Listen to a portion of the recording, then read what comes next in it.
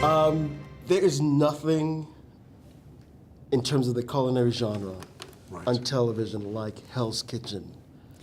Yeah. What the hell? It's a toughie. I'd love to see you in there for a night, you know that? No. I think you'd last about 3 minutes. 2 seconds.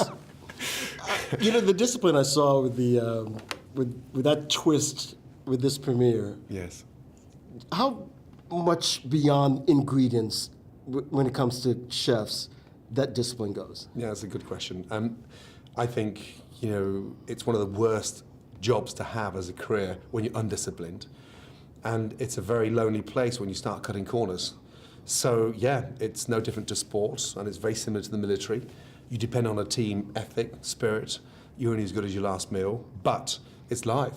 So nothing's staged. That restaurant opens, the reservations are fully booked for 12 months in advance, and there's a queue outside the door. I think the big difference for the contestants this year is they're a yard away from the dining room, so they literally get to see, feel, hear, and understand the frustration. So, you know, they've got to get it right. We can't over-rehearse. You know what it's like, too much practice, and it doesn't perfect. It's got to be in the moment, and they've got to feel it, understand it. So you completely forget the cameras are there? Oh, you've never seen me on TV, Ken? Oh, very much so. I'm not the kind of guy, please be so kind, not to screw up the best next time and try a little bit harder. Finish the cigarette, don't bother washing your hands, and just rub the garlic and the spinach with your fingers. So no, I got to get straight to the point. Also, it's really weird to say this, but for me it's not TV, because when I walk into that service and I open those doors and I do all the testing and I do all the sauces and I finish all those dishes, and then when those curtains are up, I'm in a restaurant and I never, ever, ever come out of that mode. And it's like walking onto a pitch in a stadium and I am not stopping until 2 hours are up. Do you ever feel bad for yelling at somebody? Guilty? Do I hell? Here's why.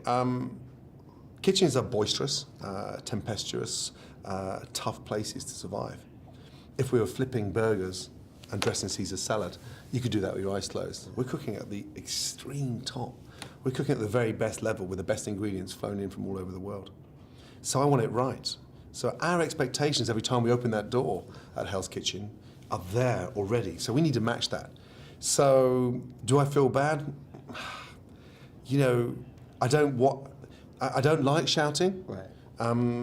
But we do have good days. There are some services that just works beautifully, right. And it's like harmony, the symphony. It's like conducting an orchestra where it's just absolutely on point. And you know, I'm glad you used the metaphor as the orchestra, because there's some maestros, when they see a musician, they say, that person's got the X factor. When you see someone, can you immediately tell? I can tell, just by their posture, just the way they slice through ingredients, and just what they waste. When you see someone that is very creative, has a vision and an amazing palate, you can't buy a palate. No one gives you an experienced tongue. You have to develop that and push that. So, yeah, I can spot that a mile away.